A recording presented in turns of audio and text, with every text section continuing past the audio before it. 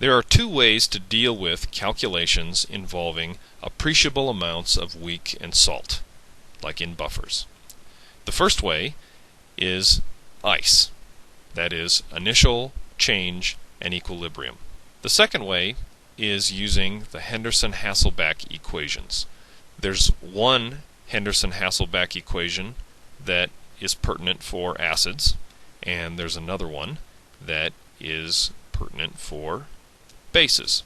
Depending on if you're weak in your, say, buffered system, if you're weak as an acid, then you would want to use the acid form of the equation. If it's a base, you would want to use the base form. These are equations that I see no need to memorize. I provide my students with those equations. They just need to know how to use them. We're going to solve a problem now in two ways. The first way, we're going to use the ICE formulation, initial, change, and at equilibrium. After we've done that, we're going to solve the same problem using Henderson-Hasselbalch, and we'll see that we'll get the same answer in either case. Let's find the pH of a buffer that is 0.12 molar lactic acid and 0.1 molar sodium lactate. We're not given the formula for sodium lactate, but look here at the formula for lactic acid. We can see that if lactic acid donates a proton, what's going to be left is this part here, C3H5O3. Therefore, sodium lactate must have this formula. That isn't all that significant because we can simply take lactic acid and show the ionization equation and it would look like this.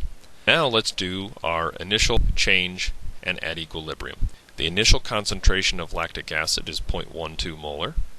We're going to assume that the initial concentration of hydrogen ion is 0, and for the lactate ion it's 0.1. Now these are going to change by some amount. The lactic acid concentration is going to go down by some amount x, and the concentrations of hydrogen ion and lactate ion are going to go up by some amount x. We've solved problems like this in previous lessons. This is a piece of cake. But let's go ahead and think for a minute before we just go through the grunt calculation. Recall that a buffer's pH, or pOH, is near the weak's pKx. In other words, for this buffered system, which is with a weak acid, the pH of this buffered system should be near the pKa of this acid. So let's go ahead and calculate that. We'll take the negative logarithm of 1.4 times 10 to the negative fourth. So we're expecting this buffered system to have a pH near 3.85. Now it turns out that if the concentrations of the weak and the salt were the same, it would be exactly a pH of 3.85. But here, the acid concentration is a little bit greater than the ion concentration. You can see at the top of the screen the lactic acid concentration is 0.12 molar and that of the common ion is only 0.1 molar. We expect the pH to tip slightly toward the acid side. That is, we expect it to be somewhat less than 3.85.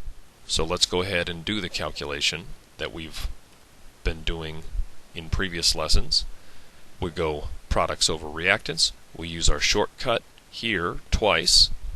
If we solve that for x, we get 1.68 times 10 to the minus fourth molar. And if we take the negative logarithm of that, we get 3.77. Sure enough, slightly less than 3.85. Now we're going to do the same problem, but this time we're going to use a Henderson-Hasselbalch equation. Since we have an acid buffer, lactic acid, we're going to use the acid form of Henderson-Hasselbalch. And there it is. The nice thing about Henderson-Hasselbalch is it's just pretty much plug and chug as long as you get the right terms into the right part of the equation. Here is the acid form of Henderson-Hasselbalch, and here it is again. I've just stretched it out because underneath I'm going to show the work that goes into each one of these parts. There's the pH, we're going to drop that down. We're then going to calculate the pKa, which we know is the negative log of the Ka. That's that term. And then we're going to add in the log of the ion concentration divided by the acid concentration. The ion concentration, we can look at the original problem, is 0.1 molar, and the acid concentration is 0.12 molar. If we take the negative logarithm of 1.4 times 10 to the negative fourth, we saw on the previous slide that it was about 3.85. I've put in a few extra sig figs there so that we don't round too early. And then we're going to calculate the logarithm of 0.1 over 0.12, which comes out to be a negative number. Therefore, we need to add those and look at that, 3.77, just like we got using ice.